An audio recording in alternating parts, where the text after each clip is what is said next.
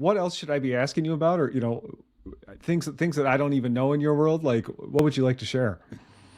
Well, I think I always love to share more advice for people who are like raising money.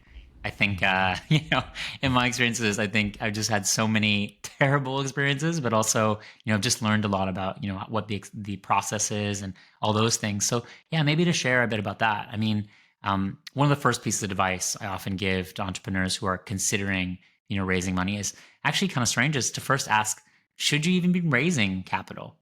Which is an odd thing, maybe as someone who invests, to say. But I think there's just been so much in the market where folks feel like success as an entrepreneur is actually like raising a big round.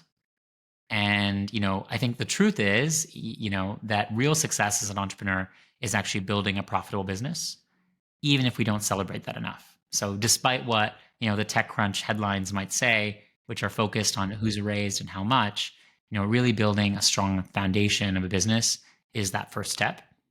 But also, I think it's really important to understand, what would you do if you aren't able to raise? How would you make this business work? I've had so many entrepreneurs come to me and say, "Oh my God, if I don't raise this money, I'm telling you this business is going to fail." But actually, if you aren't able to raise money and you know how you'd make this business work, knowing that just removes the desperation and it just makes you so much more investable. And then I think a last bit is just about having the right fundraising mindset. So much of actually being successful in a process like this is actually about preparing yourself for the fact that fundraising is a really time draining activity. As a founder, it's probably one of the most consuming activities that you can take, especially early on when you're like building your company.